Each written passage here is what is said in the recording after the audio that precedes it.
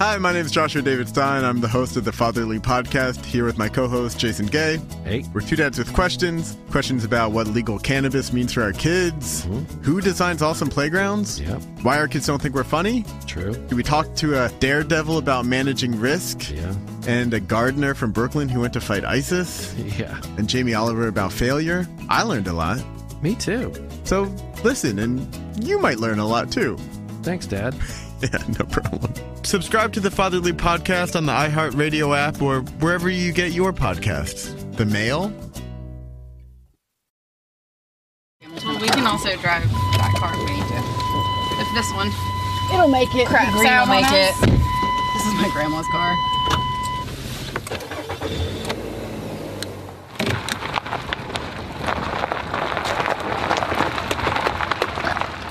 Every time I drive up the steep and curvy Arkansas Road into the Ozark Mountains, I have two simultaneous thoughts. Look at these houses, The woods are beautiful. Cabin and, they're also terrifying. things are kind of falling apart. And also there's a lot of space between a lot of these vacant houses. I've been coming up here with my family since I was a kid, and I have a lot of happy memories. But let's face it, there's a reason why so many horror movies are set in cabins in the woods. Sometimes bad things happen when no one is around to hear you scream. And we have no cell phone reception. Yeah, that's alarming. It was on this desolate stretch of Highway 9 in the Ozarks between Mountain View and Melbourne that on September 27th, 2004, searchers found the body of 22-year-old Rebecca Gould. Rebecca was beautiful, popular, and full of life, and her killing shook an area where the murder rate was pretty much zero. It's been 14 years, and Rebecca's killer has never been found.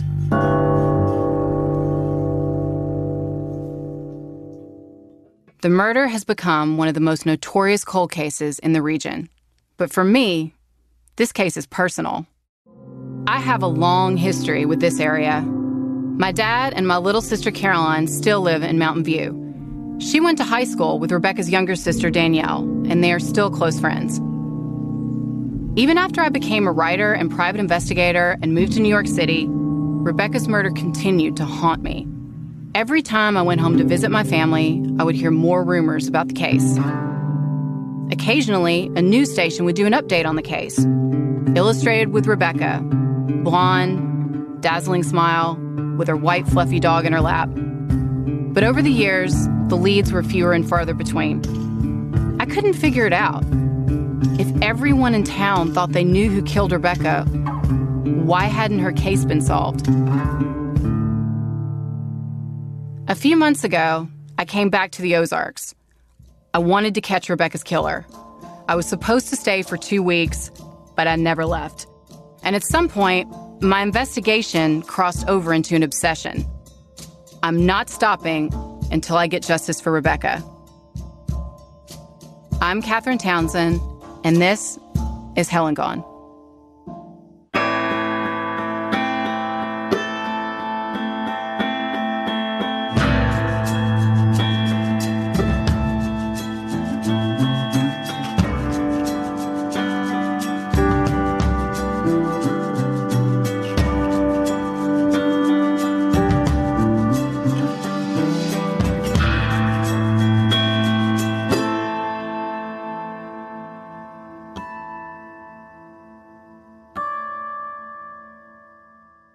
The last time Rebecca was seen alive was a week before her body was found, on September 20th, 2004. It was a Monday morning just after 8 a.m. Rebecca had been staying at her boyfriend Casey's house for the weekend. Rebecca gave Casey a ride to work in her black 1997 Chevy Cavalier.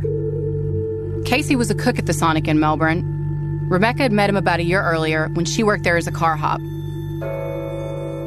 But Rebecca's days of delivering burgers on roller skates were over. She had recently moved into an apartment in Fayetteville with her sister Danielle and was starting college at Northwest Arkansas. After dropping Casey off, she stopped at the Possum Trot gas station in Melbourne, where she bought a breakfast sandwich and coffee. Rebecca's plan had been to drive back to Casey's, pack her stuff, and meet Danielle to drive back to school. When she didn't show up that afternoon, Danielle and the rest of her family became alarmed. The next day, police showed up at Casey's house. They found Rebecca's car parked outside. Inside, they found her cell phone, purse, all of her clothes, and her dog, Lady. There was no sign of Rebecca, but there were ominous signs that something very bad had happened there. A blood-soaked mattress that had been flipped over, her uneaten breakfast sandwich, a washing machine full of blood. Over the years, I've heard a lot of rumors. I heard there was a party over the weekend, a fight with a girl, a jealous lover. Someone even told me that Rebecca was kidnapped, chained up, and held hostage in a horse trailer. So our first job will be separating fact from fiction. Taylor and James, who are both working on the podcast, have come to Arkansas to help me. They started out working on sound and logistics, but quickly got sucked down the internet rabbit hole of topics boards and web sleuths. I know this look. They've been sucked into the case too. Let's start with what we know, based on newspaper reports and the murder board I brought with me from Manhattan. Police released almost no details on this case, and what's out there publicly is hard to find. A lot of it's not available online, so we head to the library to look up old editions of the newspaper on microfiche.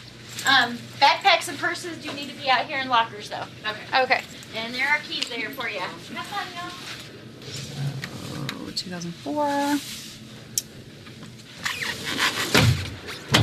lot of the Baxter Bolton ones are online, which is kind of good. Somewhere out there.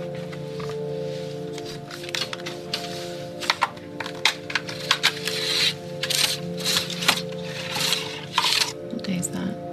Can you guys read the date on that? September 16th or one of the teams. It started with a 1, right? Okay. Yeah. So she went missing the next day, which would be there. So this may have been the first day that she was reported missing, was on Tuesday. Yeah. Although, again, we gotta kind of confirm that, because everyone tells me a different day. Some people say Monday, some people say Tuesday. I'm sure the police would at least confirm that, maybe. Oh, there's search for woman. Search for woman continues, yeah. What day is that? Friday? That is Friday the 24th. Oh, you can see a picture of the missing posters, too. Yeah. Rebecca Gould. Blonde hair, brown eyes, 103 pounds. So, Friday the 24th, it made the Baxter Bulletin. According to authorities, she had visited a friend and guy last weekend and failed to return to Fayetteville. And her car with her purse, keys, and money in it was found at the friend's house. The friend is not considered a suspect in the disappearance, according to Arkansas State Police Lieutenant Bill Beach. In the beginning, it was confusing because there was a report that she had been seen that afternoon, it looks like, but that was later found to be not true. So it just kind of goes to show, like, when stories come out after the fact, there's often a lot of facts wrong.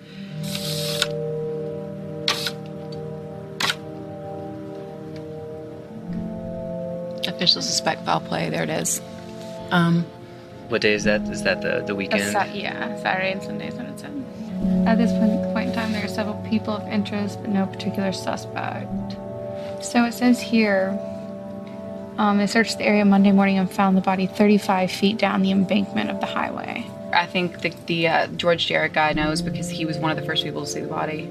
Since we have no forensics and so few details have been revealed about this case, we have to focus on victimology. We have to enter the mind of the crime victim so that we can understand the relationship with her killer or killers. To understand her death, we have to go back to the last weekend of her life.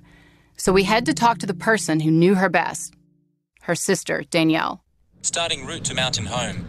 So it was your sister that got you interested in this or put this case on your radar in the first place? Yeah, I mean, I'd read about it, but because Caroline was friends with Danielle, I would hear about it more, like over the years. I would just kind of hear what was going on, and then it was unsolved. And then when I met Danielle, it just got really personal.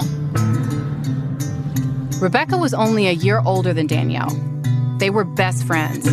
When Danielle talks about the day her sister was murdered, it's obvious she's not just relaying information about that horrific day. She's reliving it. It's sensitive subject matter. She has to talk about her sister maybe being sexually assaulted and everything like that. This is as close as we're going to get to being inside Rebecca's head in that final 48 hours. On the Friday before Rebecca disappeared, she and Danielle drove from Fayetteville, where they had recently moved into an apartment together, back to Mountain View.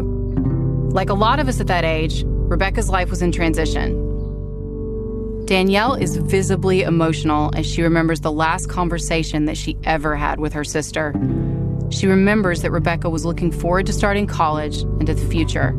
She had her whole life ahead of her. When they got to town, the sisters split up. Danielle stayed with her boyfriend, Nick, while Rebecca headed out to spend the weekend with Casey. After Rebecca's murder, Danielle went on to marry Nick. They had 2 daughters, but have since separated. She's been through some tough times and had health issues that have affected her memory. Despite how physically and mentally hard this is for her, she's determined to help find her sister's killer. Can you just sort of take me through what happened from the time that you guys got in the car to when you dropped her off and the last time you talked to her? We got in the car and we started to drive back home. We had a flat tire like 20 miles, 30 miles away. She changed it. She could change a tire? Yeah, it surprised me. I can't remember if I drove. I probably drove to Nick's house, and she probably dropped me off there, and she left to go to Casey's. And we were going to meet back up Monday and go back to Fayetteville. Danielle remembers waiting for Rebecca, the sinking feeling in her stomach when her sister never showed up. We were supposed to meet early that morning, and I just knew something was wrong. And we'd gotten phone calls, she couldn't be found. Driving out there, I was just sick already, just driving out there. Really? She remembers driving up to Casey's house and seeing the flurry of police activity there. That was the moment when she figured out that her sister's crash pad was a crime scene. Did you talk to her that weekend at all? I don't think I did. But that was not unusual, right? For her to stay there that's not and hang out. Unusual. Just had to start looking. Over the next week, police launched a massive manhunt for Rebecca. Friends and family papered the town with wanted posters. Hundreds of volunteers scoured the woods. It seemed like the whole town was looking for Rebecca. Some of them screamed her name so that if she was hurt and bleeding in a sinkhole or a barn, she would hear them. And on September 27th, the search ended. She didn't deserve what happened to her. If there was any other way to help get this out there without having to ask you and put you through it, I would. Yeah, I know. She was a good person. She loved, and cared for a lot of people, and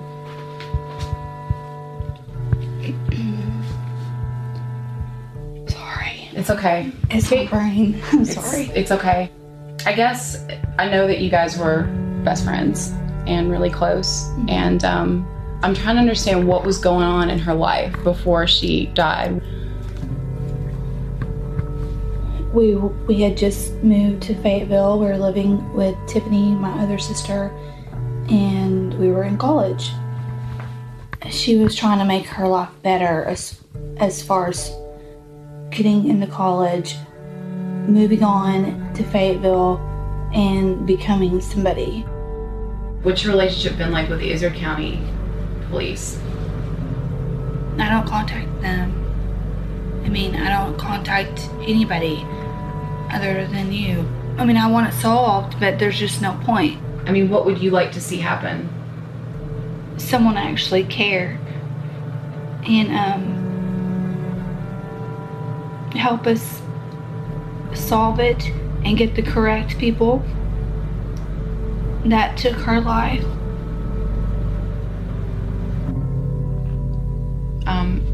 Is it okay with you? Would you be okay with us calling your dad? Yeah, that's fine. That's perfectly fine.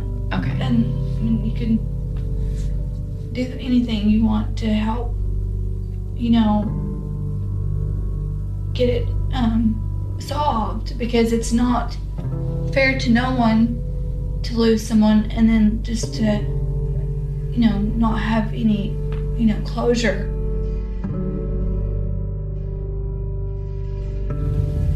That was challenging to listen to. She holds it together incredibly well. You can feel it's just the pain in her eyes.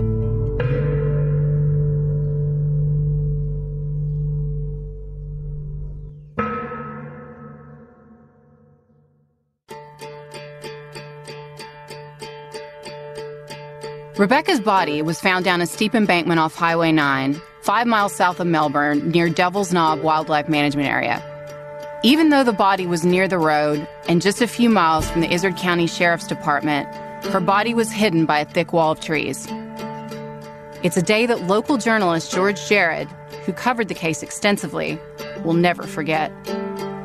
He saw Rebecca still wearing the black briefs and t-shirt that she wore to bed.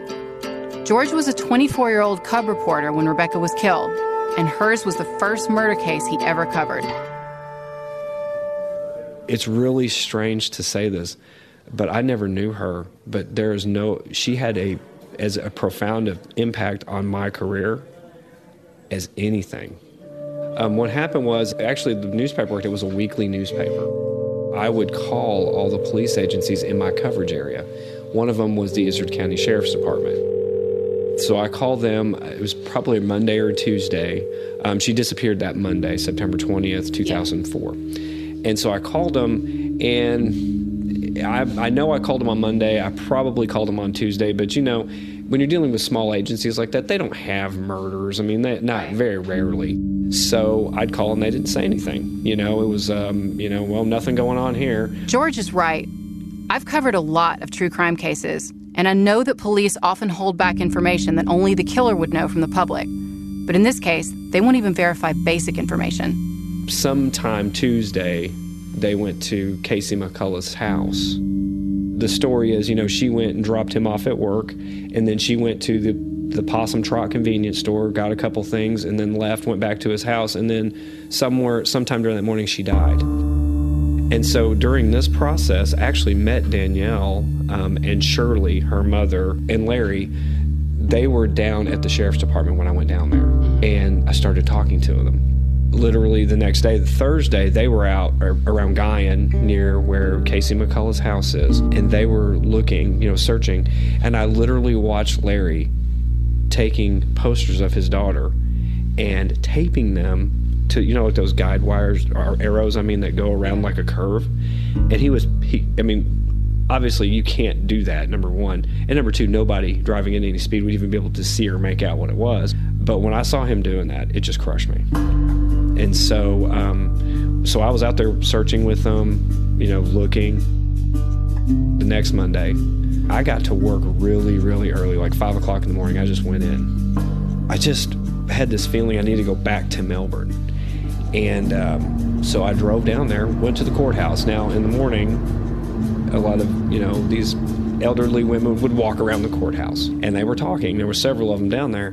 And so I parked my vehicle, and I got out, and I walked up to them. I overheard a couple of ladies talking that there were searchers behind or out near this woman's property somewhere. So I said, "Could you tell me where you live?" And she told me, and it was down Arkansas 9, connecting Mountain View with Melbourne.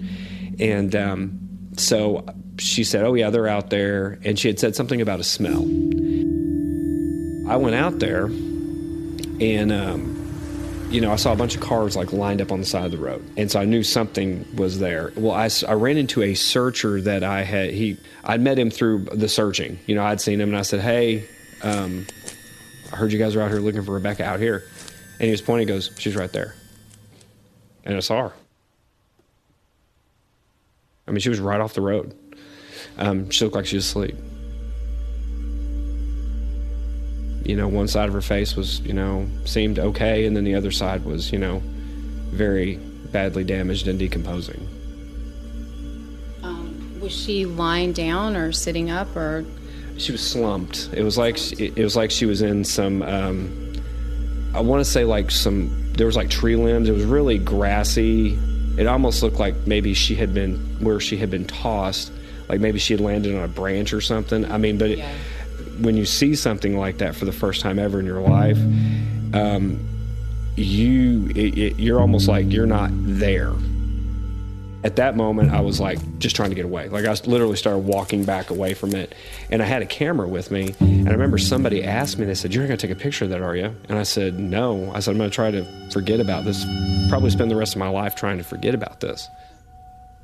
We'll be right back. Hey guys, this is Catherine. And I want to talk to you for a second about Ring. Ring video doorbells help you stay connected to your home from anywhere in the world. I love the fact that you can see whatever is going on at your house from wherever you are, and you can talk to them.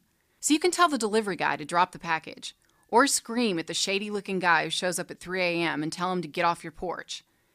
In fact, I'm looking at getting Ring video doorbells and floodlight cams for my dad's house in Mountain View, because they would definitely come in handy on those dark Ozark nights as we investigate the case. As a Helen Gone listener, you have a special offer on a Ring starter kit available right now.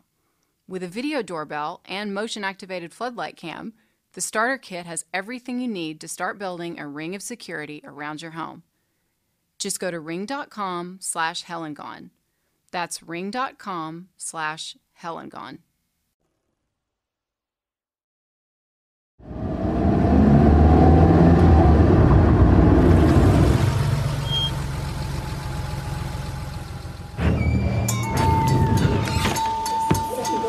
Where she walked out. Okay, thank you. Rebecca's father, Larry Gould, is a prominent dentist in nearby Mountain Home.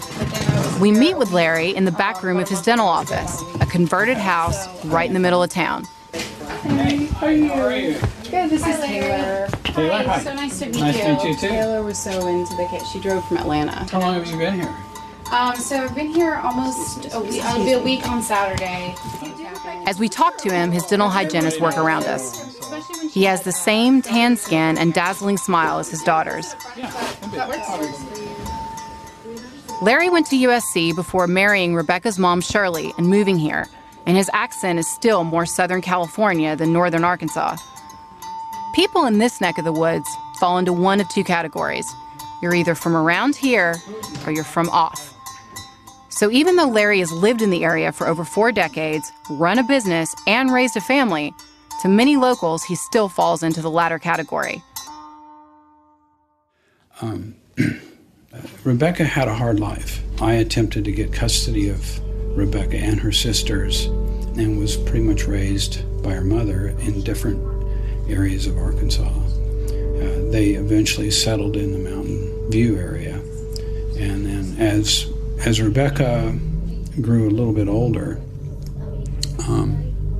I would have to say that my opinion of Rebecca began to really develop further. I had a little bit more time around her, and I saw that she was beginning to turn her life around. But there was a lot of outside influences that were really pulling Rebecca in the right direction. And nothing could have made me happier than to see that. So I come back to the one memory in particular that makes me cry every time. Excuse me. The last time that I saw her and I talked to her was probably every father's dream. She came to my home and she said, "Dad, I want to talk to you." And so we went out on our back porch and we had some privacy. And she proceeded to tell me that she was wanting to fulfill some dreams of hers in college. And so she was heading towards getting into the University of Arkansas.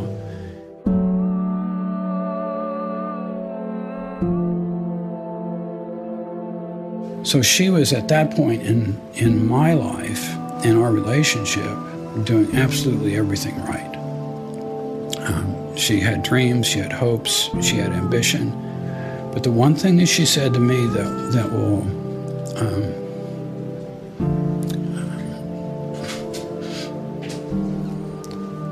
always be remembered.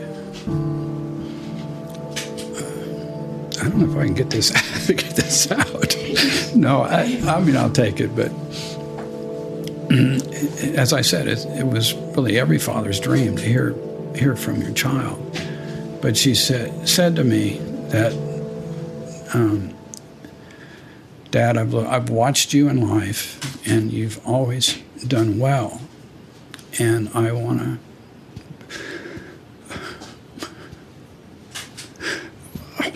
be like you.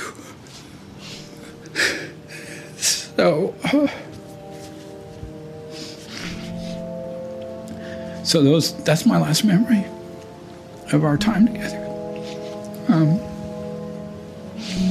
So with that said, obviously I knew nothing about what was going to happen next, and for some reason I'm thinking it was only a few weeks before this happened. After that, it could have been a month, could have been a couple of months. But when it happened, that disbelief, I don't know. You're in a state of shock, and you've never been through something like this before, and you don't know the next step. So you obviously begin to turn to law enforcement and people you trust to answer your questions and to kind of help point you in the right direction. In the years since Rebecca's murder, Larry has done his own investigation. He's written countless letters to the police and to the prosecutors. He's hired PIs and gone to the press. At some point, he even talked to a clairvoyant. At first, he was cooperative, patient. He was a law-abiding citizen who raised his kids to respect God, the American flag, and the police. But after several years passed with no arrests, Larry grew frustrated. He felt like the police were stonewalling him. So he went to the media, and he hasn't spoken to the Arkansas State Police since. The investigators in charge of the case believe that by going to the press, Larry hurt the investigation. If you have a murder that's unsolved, the longer you go, the harder it is to come up with the facts and to get any kind of a conviction. So there needs to be some parameters built into the law enforcement to where at a certain given point, and I'll just use as a reference 5 years. Say 5 years, you give law enforcement everything they can possibly do. At the end of 5 years, the family, as long as they're not considered to be a possible suspect, they should have the right to come in and maybe at that point not look at the file, but they certainly have a right to look at certain things and then to bring in qualified people representing them. At some point in time, you need to be able to access the entire file. It is a cold case. They wouldn't let me have any of her forensics. They wouldn't let me have any of her of the medical, the anatomical findings. The cause of death was on the death certificate, but sometimes that gets put on a death certificate, and that's in error. And you just want other people to be able to look at this.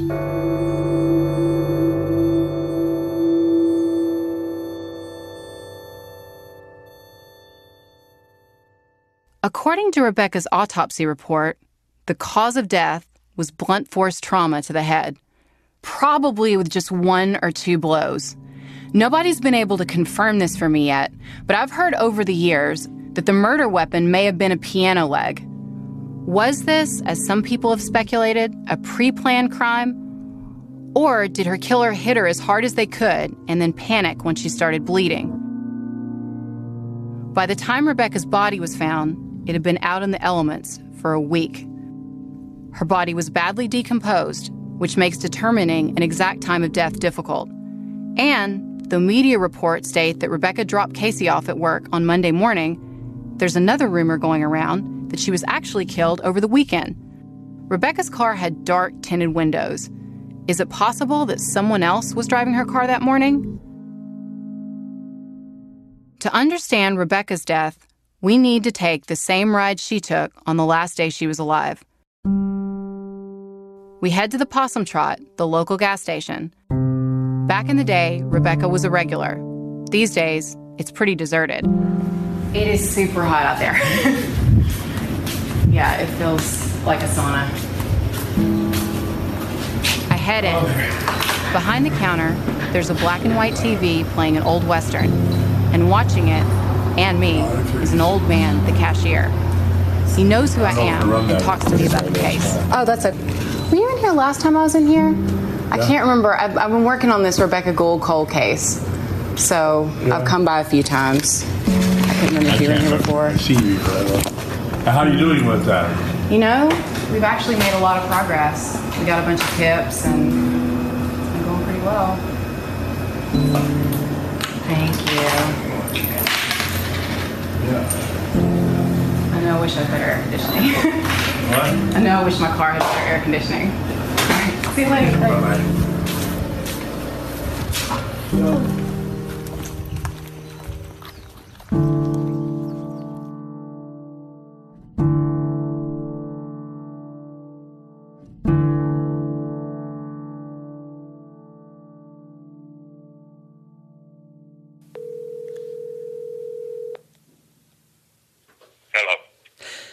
Hi, my name's James Morrison, and I'm trying to get in touch with Steve Wortham. This is Steve. Oh, hi, Steve. Taylor and James put on their reporter hats and try to find the last person to see Rebecca alive. Yes. I owned a convenience store. She stopped and got a breakfast biscuit out that morning. Jessica Wortham is one that served her. I see. And is that a relation? Is that your daughter? No, my niece. Were you involved in the search or anything? And well, I talked to her mother a lot of times. Her mother come by several times and wanted to know if we knew where she might be or something. But, you know, I didn't. Well, they got to know who did it because it's been too much hush. Yeah, you're talking about the police have to know who did it? Yes. It was a bad deal. I mean, you know, because Ernie told me it was a bad deal inside the trailer, chasing and, you know, bleeding, you know, everywhere. Well, I'll tell you what, if you need me, call me again or call me and I'll meet you when you come out. Let's see if we can find his niece.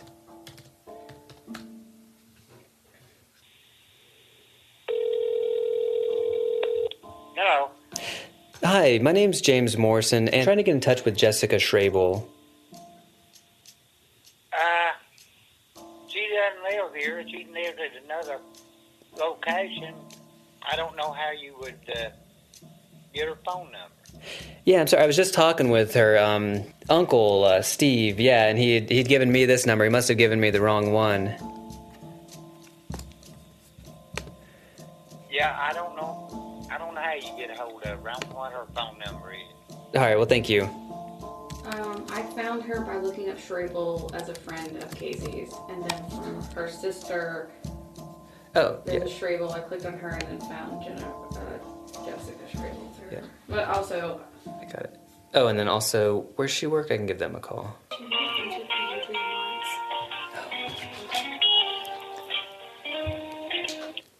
Jessica. I hate to bother you at work. This is the only number that I had. I had just spoken to your uncle, Steve, and he told me that I should talk to you. And I was wondering, you know, if there may be a better time to call you, if you would be interested in talking with me. Yeah, that's fine. This is Jessica Schrabel. She was working as a cashier at the Possum Trot on the morning that Rebecca went missing. Really, you were the last person to see her alive. I hardly ever worked a Monday, and that day I was working a Monday. You don't remember something until something significant happens, and then you're like, oh, yeah. So her and Casey came in several times, and I remember cappuccino being a big thing, and so that's what she got that day. Do you remember if she bought a breakfast sandwich? Yeah, that was like the cappuccino and the breakfast sandwich was what. Can you just tell us about the morning?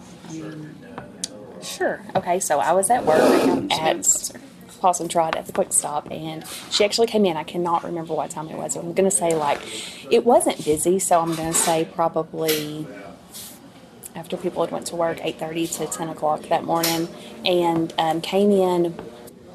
She was someone that, if I seen her, they're like, oh, that's, Casey's friend or whatever. So anyway, then when she left, I walked outside behind her, bought a newspaper, picked up the newspaper, and was kind of, you know, like when you pick up something, you stop and you look. And she got in her car and she left. And I remember looking at her car, and she was going like towards, I say home, Guy Road, you know, right out of there. And so then that's really the only thing I knew until probably Wednesday, Thursday, when her mom came in and said, you know, her mom was very frantic when she came in. She had like a big poster, and she was like, I was like screaming when she came in. She was like, has anybody seen her? And so I was like, oh, probably, you know, she was in here Monday morning, and that's it. And she just like kind of like, you know, like starts yelling at me like, you've got to call the police, you've got to call the police. And I'm like, you know, that would kind of like scare anybody. So it kind of like freaked me out. I was like, oh, I mean, I said, I don't know anything. I said, I just remember, I said, she was in here. And she's like, no, you've got to call. I think maybe I gave her my number and then said, you know, somebody can call me if they need to or something like that. And then like probably 2 to 3 days later, then that's when I was contacted by, I think that the Mark Hollingsworth. When I was talking to him, I didn't even realize, you know, I thought, oh, she's missing, you know, she's ran away, something like that. At some point, he said something during our conversation, and I said, you know, do you think she's dead? And he's like, it looks that way. And I was like, oh my gosh, you know, like I didn't, you know, until that point, I didn't realize that it was like anything like that. You know, I just thought, oh, she's missing. They're really worried about her, you know. But of course, the details came out at that point, you know. In Izard County, you don't think anything like that. I mean, that's like the farthest thing that you would ever think is, you know, had happened to her. After Rebecca left the possum trot, she would have turned right down the road toward Casey's house in Guyon. So we do the same thing. We drive out to Casey's house. Of course, it doesn't show up on a map or on GPS. Yeah, well, look at that. Okay, so Guyon, population 86, right? I mean, this is the middle of nowhere. Like, oh yeah, this is way more remote than Mountain View. All right, let's see what's up. So, that's it. This is where Rebecca stayed the last weekend of her life. We finally find it. It's a blue-gray double-wide trailer in the middle of nowhere at the end of a dirt road. Whatever bad thing happened to Rebecca, it started here. She probably crawled into bed, maybe hoping to catch a few minutes of her favorite 9 a.m. show, Live with Regis and Kathy. Or maybe to take a quick nap before meeting her sister. This is the other thing about this area that's weird is that, like, you're back in the woods, right? There's, like, literally so many little, like, rat trails and weird little rat runs and back ways and, you know. Get the hell out of here. We'll be right back.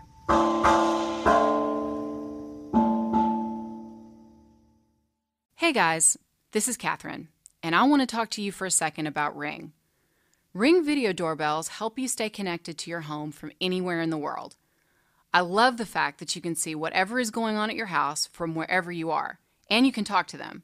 So you can tell the delivery guy to drop the package, or scream at the shady-looking guy who shows up at 3 a.m. and tell him to get off your porch.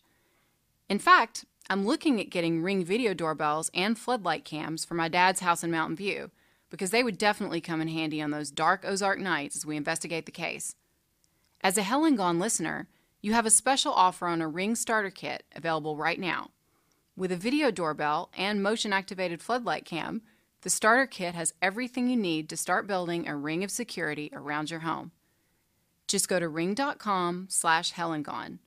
That's ring.com/hellandgone.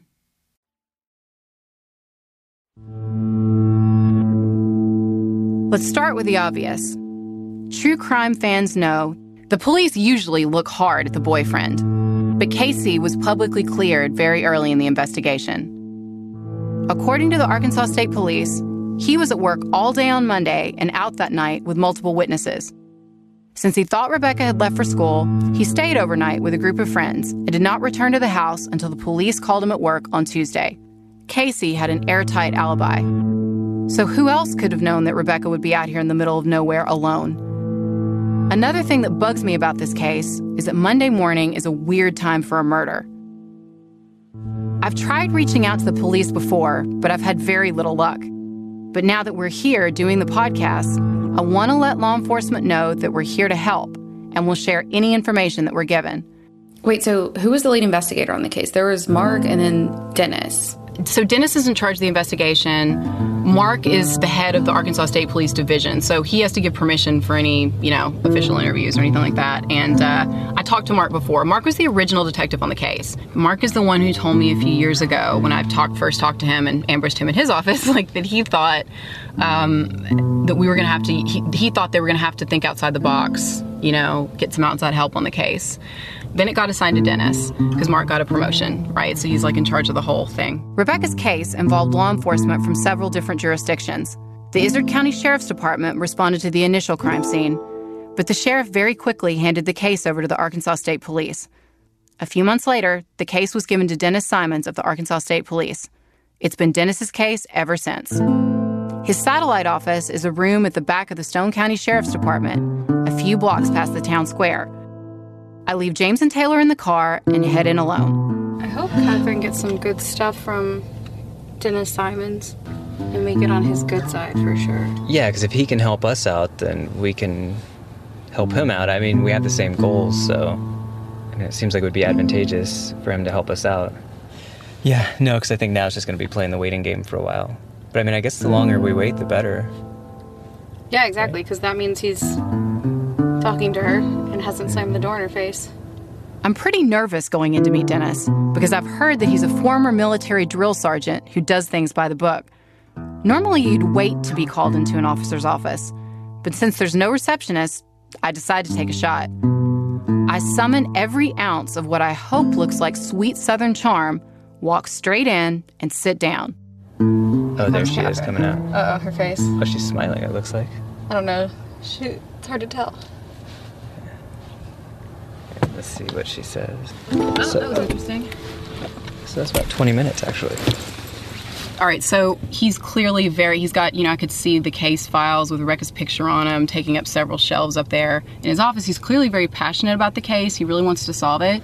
But he's also look, I've got a couple years till retirement. I want to make it there. I'd love to prosecute this case before retirement, but I'm not allowed to talk about this case. So he said there's been a lot of heartbreak in the case. There's been a lot of missed opportunities. There's been, a lot of, he's just said it's been a lot of, he used the exact phrase. He said there's been a lot of twists and turns in this case that have made it difficult. He said what he needs now is something from the crime scene.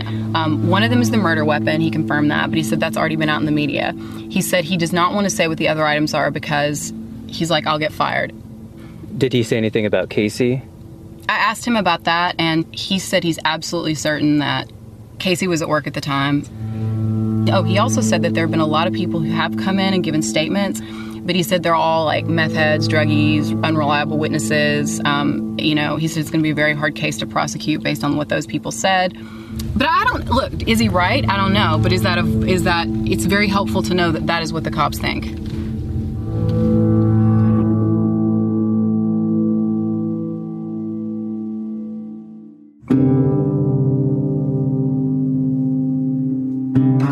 I've heard from multiple sources throughout the years that one police theory is that drugs may have been involved in Rebecca's murder. And two names keep getting mentioned as persons of interest with those theories. There's Chris, who has a criminal record and has been in and out of prison on drug charges, and his friend JB. Taylor, James, and I go back to the murder board, looking at the web of facts we need to untangle to get to the truth. And so what is because it sounds like you have a process that you go through or a method. So what is going to be your approach to we look at the pictures of Chris and JB. To the truth. I know these guys have been arrested a lot for drugs, but that doesn't necessarily mean that they'd commit murder. You have to tell everyone what they, in a sense, what they want to hear. For example, since the police won't share their evidence with us, we've got a long road ahead as we try to solve this case. But I also know that because we're not the police, we have a shot at having someone talk to us that hasn't before, or finding something new that will break the case wide open. Someone in this town knows something, and I'm not leaving until we find out who killed Rebecca Gould. I think to be really good at this job, you have to be able to stand back and look at it like a chess game. Otherwise, you're not going to be any good at this job. So you have to kind of go, okay, Rebecca's family, they love her, and obviously that's your priority and you want to help them. But if you get too emotionally involved, then you're not doing your job properly, right? Think about the torture that Rebecca's family has gone through all these years. The torture. of like knowing they live in the same town, knowing what happened, not really. The weird thing to me is that life went on for all these people. So, but they're still living with it. And you can like feel it because people still talk about it in the town all the time. It's a tough case. I don't know why I think we can do it, but I kind of think we can. I'm Catherine Townsend, and this is Helen Gone.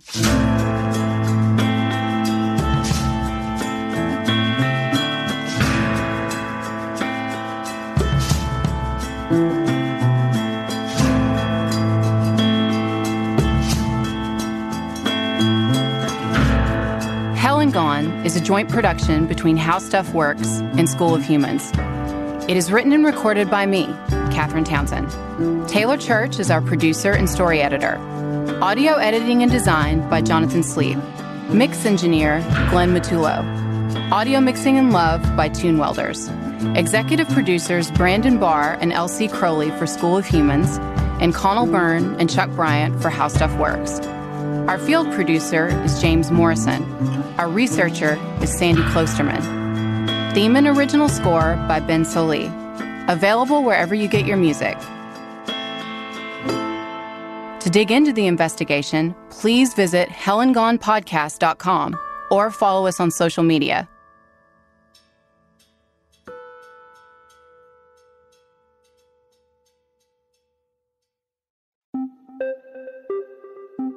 If you haven't checked out my new series, The End of the World with Josh Clark, then now's a great time to start. The holidays are over, the doldrums of winter have begun, and there's no better time to explore existential dread than right now. But wait, there's more to The End of the World than that. Yes, the series is about existential risks, but it's also about hope.